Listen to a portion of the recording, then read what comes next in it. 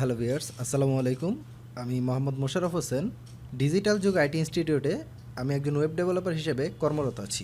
আজ আমি আপনাদেরকে দেখাবো, যদি আমরা ম্যানুয়ালি ওয়ার্ডপ্রেস ড্যাশবোর্ড থেকে কোনো থিম বা প্লাগইন আপলোড করি, তবে সেটা সিপ্যানেলের কোন লোকেশনে গিয়ে সেভ হচ্ছে।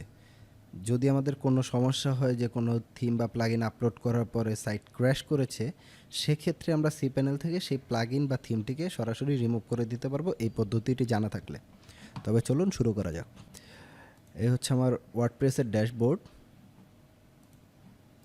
এবং এই হচ্ছে আমাদের সিপ্যানেল লগ ইন করার পরে সিপ্যানেলের ড্যাশবোর্ড। তো এখানে ওয়ার্ডপ্রেস আপলোড করার জন্য আমি একটি প্লাগইন নেই,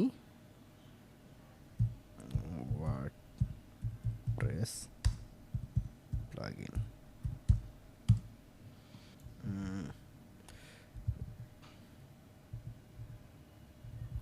classic editor.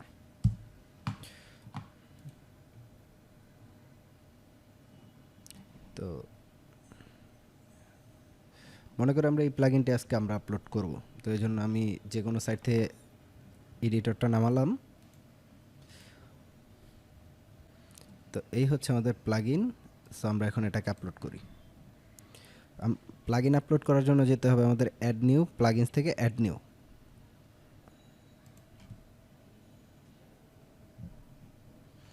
Then upload plugin, choose the file.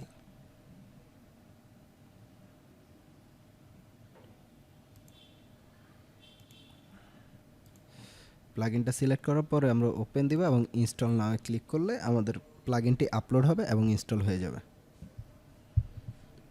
দেন আমাদের প্লাগইনটা বলতেছে যে আমরা অ্যাক্টিভ করতে চাচ্ছি কি না। সো আমরা অ্যাক্টিভ করব। তো এখন আমরা এখান থেকে প্লাগইনটা আপলোড করার পরে দেখব সিপ্যানেলে এই ফাইলটা কোথায় আছে। তো এই জন্য আমাদের সিপ্যানেল থেকে যেতে হবে ফাইল ম্যানেজার,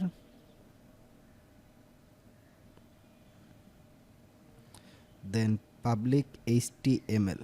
আমরা দেখি কোথায় আছে পাবলিক এইচটিএমএল। দেন ডাব্লিউপি কন্টেন্ট, এর মানে হচ্ছে যে ওয়ার্ডপ্রেসে আমরা যে কন্টেন্টগুলো আপলোড করেছি সেই কন্টেন্টগুলো এখানে পাবো।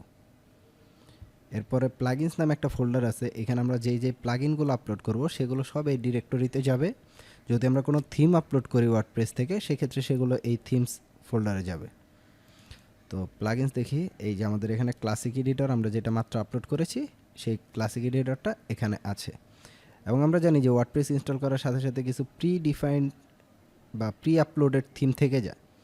তো এখন আমরা এখানে দেখি যে আমাদের সেই থিমসগুলোর নাম আছে নাকি 2019, 2017 এবং 2016। দ্যাট মিনস আমাদের সবগুলো থিমও এখানে আছে।